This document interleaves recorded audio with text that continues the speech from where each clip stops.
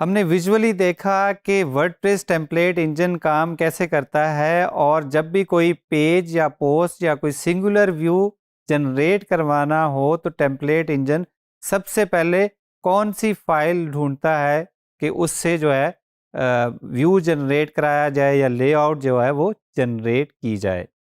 अब हम इसको प्रैक्टिकली करके देखेंगे क्योंकि उसमें विजुअल में बहुत सारी चीज़ें आ रही थी और हमने काफ़ी सारी चीज़ें एक साथ एक्सप्लेन की हैं।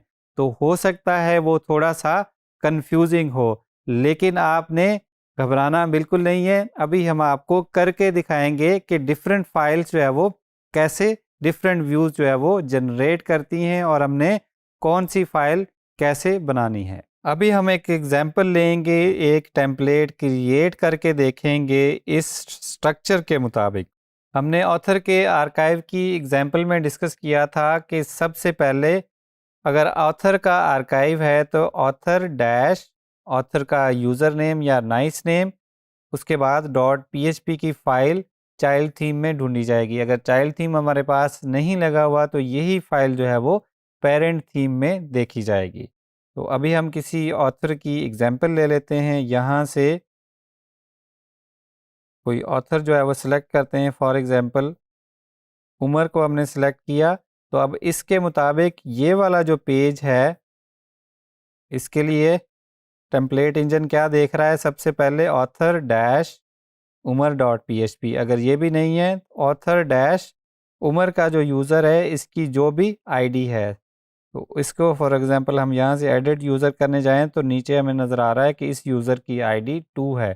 तो ऑथर डैश उमर .php की फ़ाइल ढूंढी जाएगी सबसे पहले। अगर वो नहीं है तो ऑथर डैश 2.php की फ़ाइल ढूंढी जाएगी। अगर वो भी नहीं है तो ऑथर .php की फ़ाइल देखी जाएगी। हम देखते हैं कि हमारे पास कौन सी फाइल्स मौजूद हैं।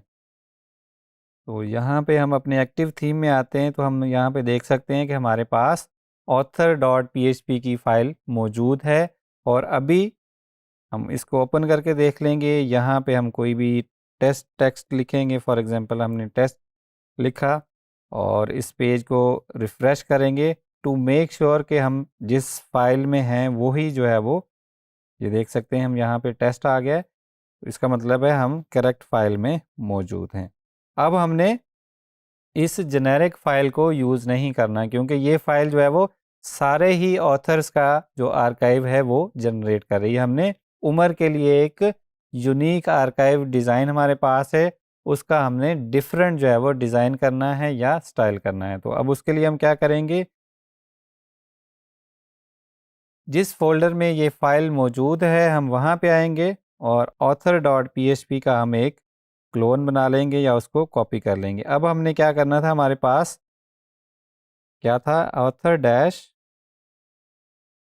उमर .php नाइस नेम हम एक दफ़ा दोबारा से उसके यूआरएल से ले लेंगे, यही है, यहाँ से हम कॉपी कर लेंगे टू मेक श्योर कि हम फाइल का नेम जो है वो ठीक रख रहे हैं। So author dash Umar .php। उसके बाद हम हमारे पास दूसरा ऑप्शन क्या था कि हमने उस यूज़र की आईडी की बेस पे भी कर सकते हैं। तो यूज़र की आईडी उमर के यूज़र की आईडी 2 है। तो हम इन दो फाइल्स को भी यहाँ पे अपने पास ओपन कर लेंगे। यहाँ पे अब हम कोई टेस्ट टेक्स्ट लिखते हैं। फॉर एग्जांपल हम कहते हैं जी, एक पैराग्राफ ऐड किया, ठीक है, और इसमें हम लिख लेंगे, इसी टेक्स्ट को कॉपी कर लेंगे ताकि हमें पता चले कि अभी जो हमारा आर्काइव उमर के ऑथर का जनरेट हो रहा है वो कौन सी फाइल से जनरेट हो रहा है, नाइस नेम वाली फाइल से जनरेट हो रहा है या आईडी वाली फाइल से जनरेट हो रहा है।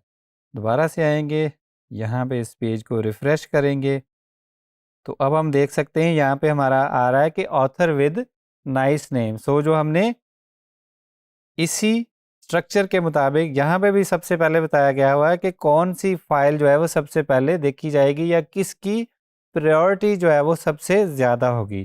तो हमने बनाई है ऑथर डैश उमर .php। इसका मतलब है ऑथर के नाइस नेम के साथ अगर फाइल मौजूद है तो वो आर्काइव वहाँ से जनरेट होगा। यहाँ पे भी हम देख सकते हैं कि ये वाला archive author with nice name का जो टेम्पलेट है वहाँ से जनरेट हो रहा है।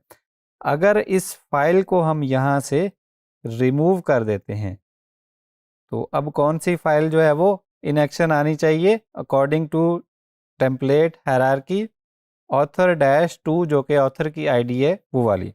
हम इस पेज को दोबारा से रिफ्रेश करेंगे। अभी हम देख सकते हैं कि ऑथर विद आईडी वाला टेम्पलेट मौजूद है तो वही रन हो रहा है, वहीं से ये आर्काइव का टेम्पलेट जनरेट हो रहा है। अगर हम इस फाइल को डिलीट कर लेंगे, डिलीट करने से पहले हमारे पास जो नॉर्मल ऑथर का टेम्पलेट है उसमें हम ये मेंशन कर देते हैं कि ऑथर जेनेरिक टेम्पलेट, ताकि हमें पता चले जब हमारा आर्काइव का पेज लोड हो तो हमें पता चले कि ये पेज कौन सी फाइल से जनरेट हो रहा है। सो अब हमने ऑथर की जो आईडी वाली फाइल थी वो हमने डिलीट कर दी है।